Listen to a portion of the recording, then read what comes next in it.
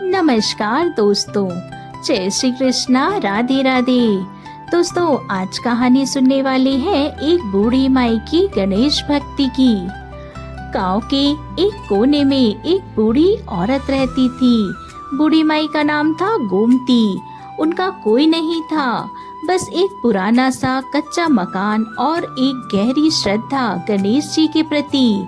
बूढ़ी माई के दिन की शुरुआत गणेश जी की भक्ति से होती थी।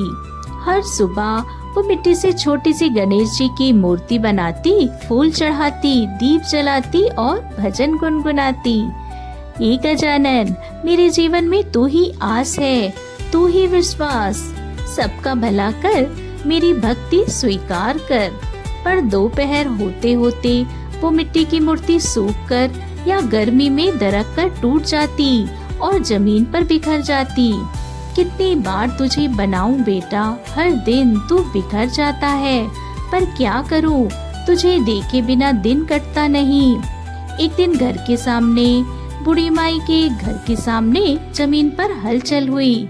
उसी गांव के सेठ रघुनाथ का नया मकान बनने लगा था। दूर दूर से मजदूर बुलाए गए थे। दादी अपनी लाठी टेकती हुई वहां पहुंची। मजदूर ईंटें ढो रहे थे, दीवारें उठाई जा रही थी। बेटा सुनो, क्या तुम लोग मेरे लिए एक पक्की गणेश जी की मूर्ति बना सकते हो? मेरी मिट्टी की मूर्ति रोज टूट जाती है। अरे दादी, हम यहाँ करोड़ों की कोठी बना रहे हैं और तुम कह रही हो मूर्ति बनाओ। पगला गई हो क्या दादी? कहीं से हम मूर्तिकार समझ लिया क्या हमें? उसकी बात सुनकर बाकी मजदूर हंस पड़े। ठीक है बेटा, कोई बात नहीं, भगवान देख रहे हैं, वही मेरी परेशानी हल करेंगे। चुपचाप बूढ़ी माई लौट आई। बूढ़ी माई की आंखें भर आई थी, लेकिन उसने कुछ नहीं कहा।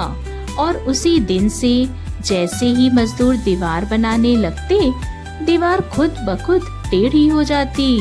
कि क्या हो रहा है, नाप के बना रहा हूँ, फिर भी दीवार टेढ़ी बन रही है। 4 बार तोड़ के बना चुका हूँ, हर बार टेढ़ी हो जाती है। जादू है क्या?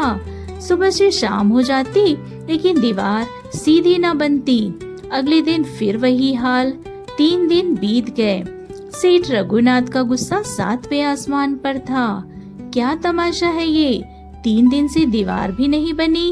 सेठ जी, हम पूरी मेहनत कर रहे हैं, मगर दीवार खुद ब खुद टेढ़ी बन जाती है। सब कुछ नाप के हो रहा है, लेकिन जैसे कोई रोक रहा है। तभी एक बुजुर्ग मजदूर धीरे से बोला, सेठ जी, 3 दिन पहले एक बूढ़ी दादी आई थी, हमसे गणेश जी की मूर्ति मांगी।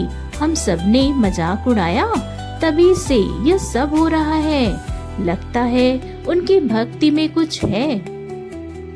सेठ कुछ पल चुप रहा, फिर तेज कदमों से दादी के घर पहुंचा तो देखता है दादी फिर से एक टूटी मिट्टी की मूर्ति के टुकड़े समेट रही थी।